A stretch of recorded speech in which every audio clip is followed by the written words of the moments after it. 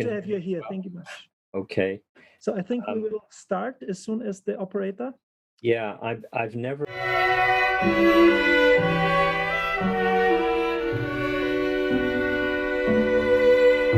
hope. So, Dr. Rankert, the floor is yours. Okay, thank you. I can't seem to find how to share my screen. I've got permission, but anyway, let me just introduce. Maybe I won't use slides because I see a screen there, but it's not the one I want to show, and I'm trying to put my screen. Anyway, I can't seem to. I've got U control screen.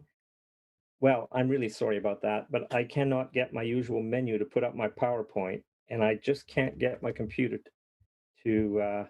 Oh, there it is. Okay, now where the heck? No, that's something else. Okay, well, we'll forget about the slides then. I'm really sorry about that. Okay.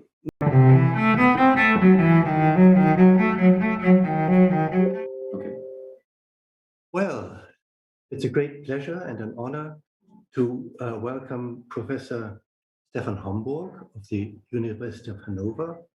Stefan Homborg is one of the most renowned German economists who has acted as advisor to several German governments in the past. You may be asking why a professor of economics is going to talk to us about the fatal lockdowns. Actually, at the beginning, the title we had in mind for him was the planned lockdown.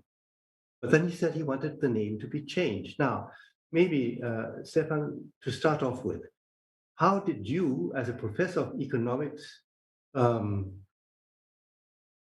begin to be interested in Corona? Because you were one of the first in Germany who spoke up and said that this whole business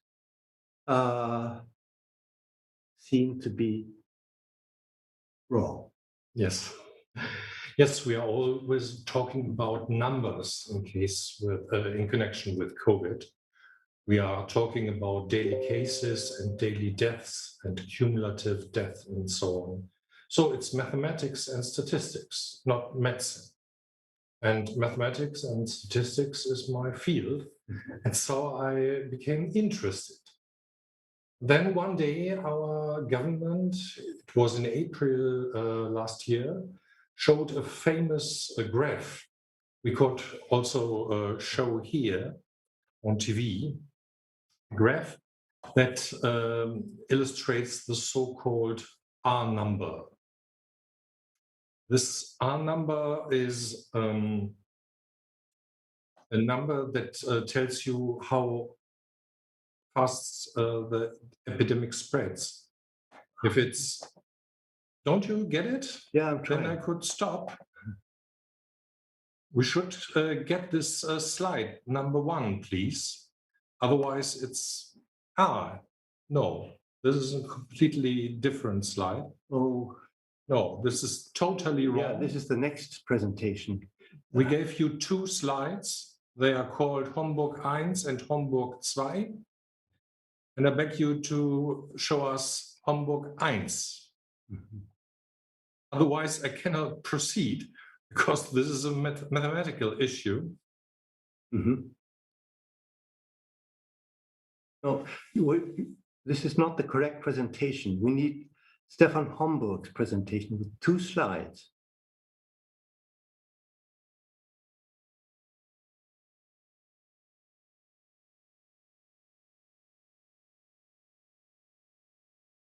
What to do?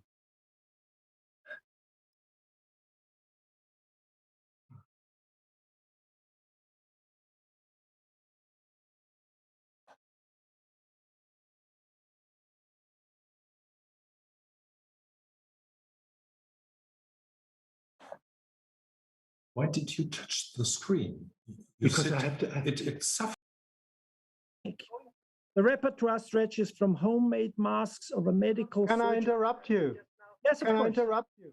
I cannot hear you properly because you come up twice.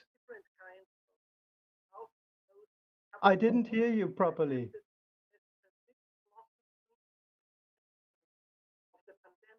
Well, this is really bad. I think there are again some technical issues. This is completely impossible because I hear you twice with a delay of about 5 seconds. So you probably have to block something. I don't know what it is. Well, I think it's not me. I think this is an echo which comes from elsewhere. I hear you twice with a delay of about 5 seconds. And now I've heard me twice. Yes, so this is a problem of the connection. It's not our problem here.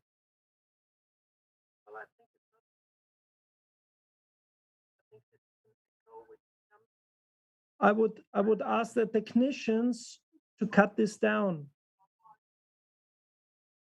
Now I've heard me twice.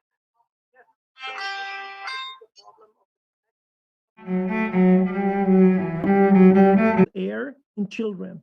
What was the result of the study? Well, I've summarized. Excuse me, I just have to pick up that phone. Hello? So now he's gone. Ich kann jetzt gerade nicht. This is real life. I mean, this is a live presentation with all the problems we could have, but now he's back. Thank you. Sorry, that was my phone. That would have disturbed me. So I've summarized this. That's what I fear. Thank you very much for the moment, Professor Wallach. I hope you will join us in the panel discussion at the end of the session. Now I would like to switch to Dr. Thoma, who is now completing the power of masks, this kind of conversation. I don't know whether he's already online. Dr. Thoma, I would ask the technicians to let him in. And meanwhile, I would like to introduce him. Dr. Shall I Joseph leave Thoma. the session? Pardon me? Shall I leave the session now? I don't know what the technicians are supposing us to do, but I cannot see that Dr. Thoma is already in the waiting room. So I would ask him to join in and the technician to load him up. Otherwise, it wouldn't make sense that I introduce him.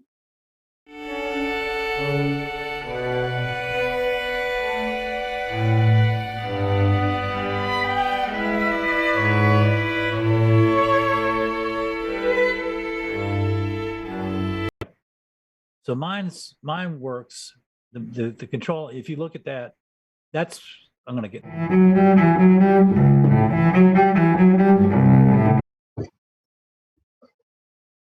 Well, thanks for having me. Am I on? I think so. I can hear Okay, you. because We're on. Go ahead. okay, excellent.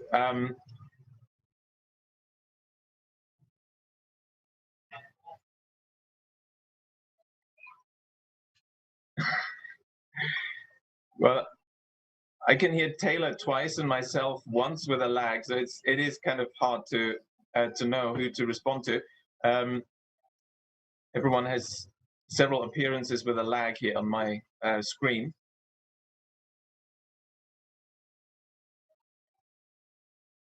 I can hear you, Richard. Yes, and I can see you twice. Sorry about that. And once with a lag, which is kind of confusing. Now, can you just repeat the question?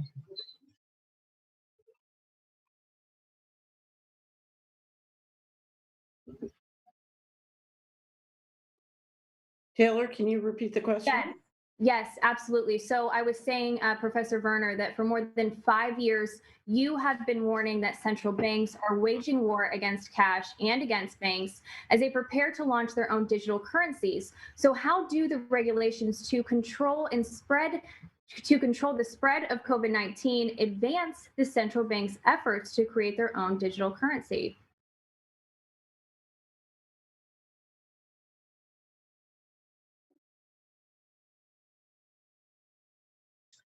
Well, the central banks have been working towards the centralization of the monetary system that's unprecedented in world history. Thank everyone who participated in this entire conference today. As we do close out, I would like to welcome back Dr. Michael Palmer and Catherine Austin Fitts.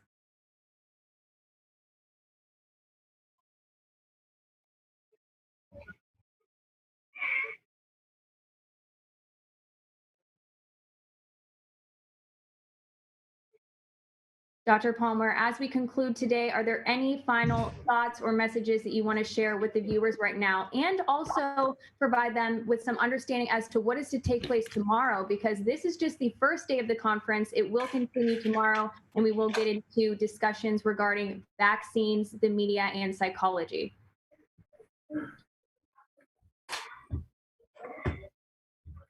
Did you talk to anybody in particular? Sorry.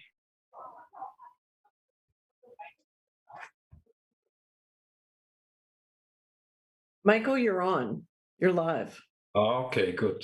Right. I was admitted only after Taylor actually had addressed me. Ah, okay. Okay.